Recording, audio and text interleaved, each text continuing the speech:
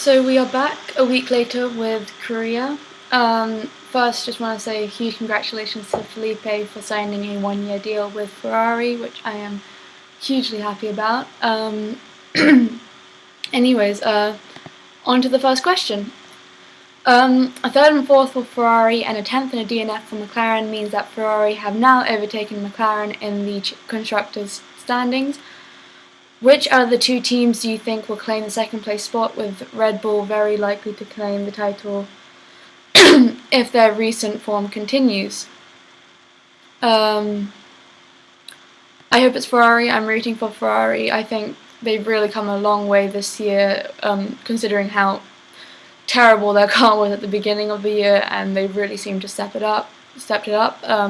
That's fantastic to see sort of both drivers really pulling out really good results, and I like this mentality that they have right now of sort of not giving up. We're just sort of going to give it our best and see what we can do.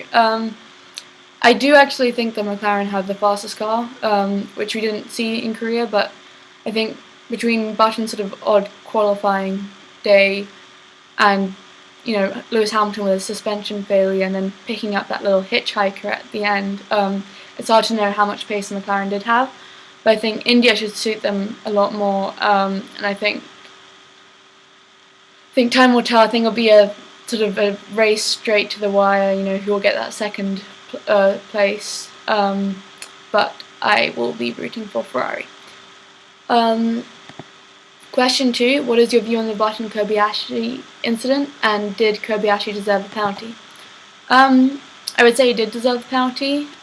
He ruined not just Button's race, but Rosberg's race, which is a shame. It's the second race that he's gone out on the first lap, which is, I think, it's really unfair for him. He's a good, consistent driver, and he's been sort of, until Japan, he along with Kimi were the only drivers who'd actually competed in every single lap of the season, and sort of at the fault of others, Rosberg's ended up sort of tarnishing that record now for him.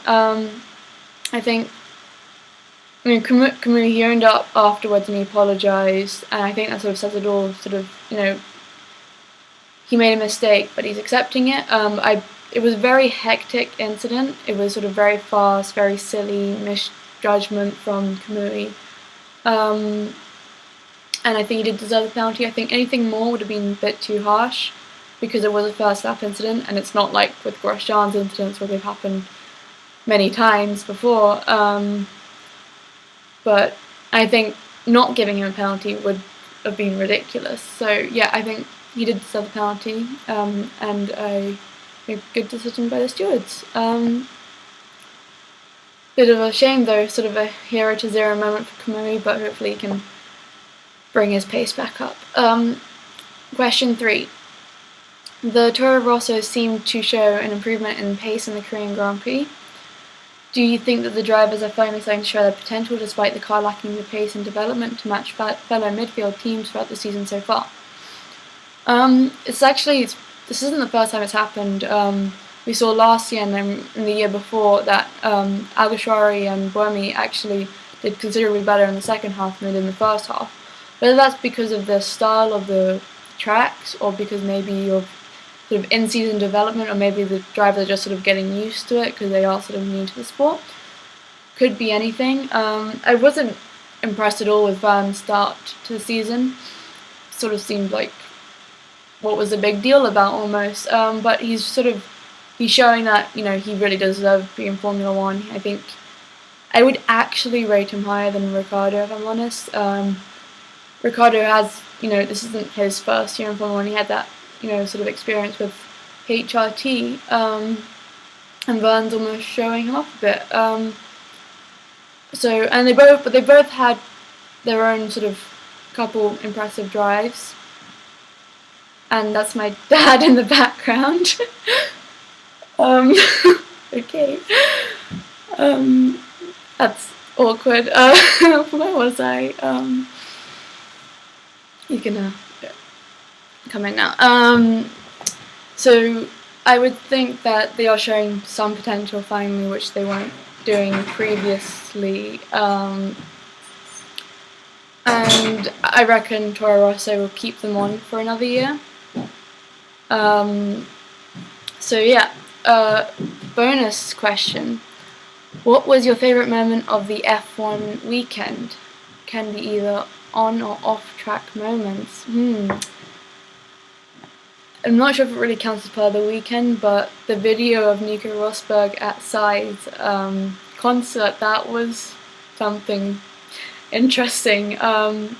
Bless him, I really do love him. He's adorable, he really is. I love sort of his awkward sort of movements in the crowd. Not very sort of, he's coming out of his shell a lot more, which I think is really cute. He's been described to be as kind of a shy person, but the recent video sort of with the ping pong match and the dancing, and I think sort of he's showing his personality, which is absolutely adorable. So yeah, that'd probably be my favourite moment of the Formula 1 weekend. And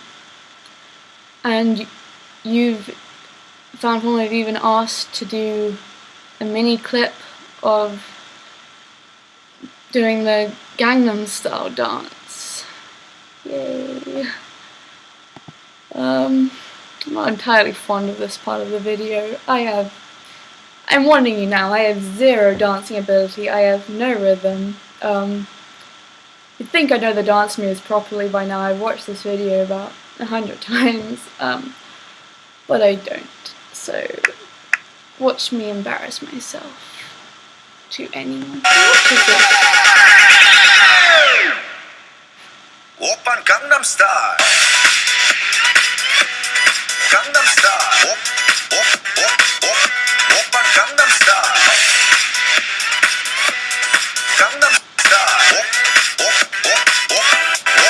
I'm not doing that other move because that weird foot thing is perhaps the toughest thing I've ever tried, and I did it on the weekend and I fell flat on my face, and that is why I don't dance. So yeah, sorry about having to show you that horrific display of dancing, but as I said, it's really not my talent. We'll just leave the dancing to Sai, I think.